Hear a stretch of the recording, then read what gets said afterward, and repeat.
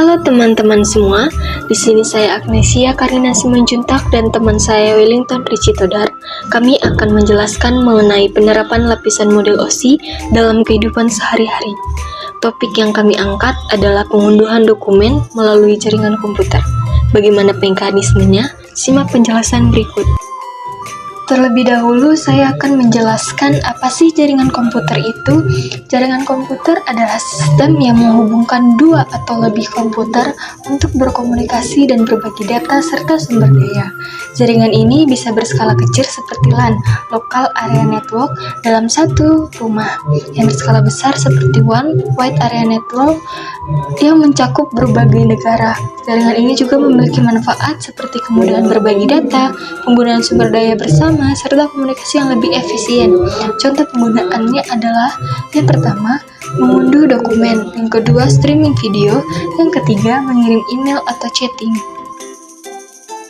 Masuk dalam penerapan lapisan OSI dalam sistem pengunduhan dokumen, yang pertama adalah lapisan aplikasi atau application layer yang berfungsi berbagi file seperti Google Drive. Contohnya seperti pengguna mengirim permintaan unduhan melalui antarmuka aplikasi. Yang kedua adalah lapisan presentasi atau presentation layer yang berfungsi sebagai data atau file dikonversi ke format yang bisa dibaca sistem, contohnya seperti PDF atau dokumen teks. Yang ketiga adalah lapisan sesi atau session layer yang berfungsi menjaga koneksi tetap aktif antar pengguna dan server selama proses pengunduhan, contohnya pengunduhan dokumen. Yang keempat adalah lapisan transportasi atau transport layer yang berfungsi membagi file menjadi paket-paket data. Lapisan ini juga memakai protokol TCP untuk memastikan data terkirim lengkap dan berurutan kepada penerima. Yang kelima, lapisan jaringan atau network layer yang berfungsi untuk menentukan route terbaik menggunakan alamat IP untuk mengirim data dari server ke pengguna. Yang keenam adalah lapisan data link yang berfungsi mengontrol pengirim paket data antar perangkat dalam jaringan lokal, contohnya seperti dari router ke komputer. Yang ketujuh, lapisan model OSI. Yang terakhir, lapisan fisik atau physical layer yang berfungsi sebagai media fisik, contohnya seperti kabel atau wifi yang digunakan untuk mentransfer data secara fisik. Contoh aplikasi di kehidupan sehari-harinya, yang pertama ada Google Drive, berfungsi untuk menyimpan dan mengunduh dokumen.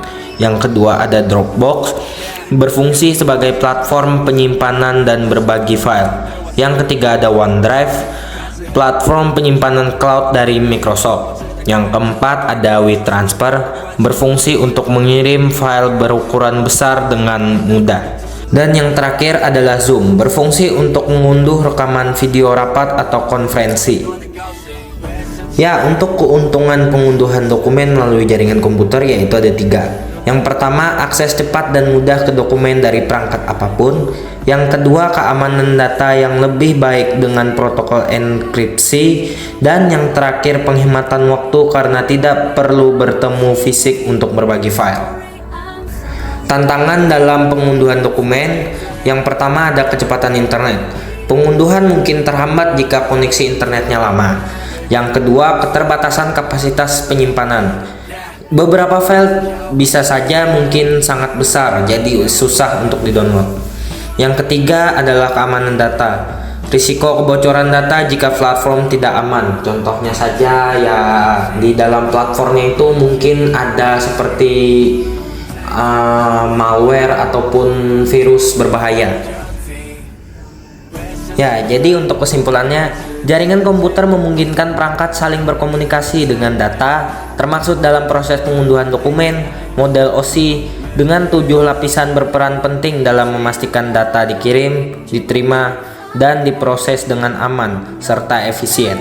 Setiap lapisan memiliki fungsi khusus, mulai dari pengiriman permintaan hingga penerima file di perangkat pengguna. Pemahaman tentang jaringan dan model OSI membantu meningkatkan kecepatan, keamanan, dan efisiensi dalam penggunaan teknologi sehari-hari. Sekian video kami pada hari ini. Mohon maaf bila ada kesalahan kata-kata. Bye-bye.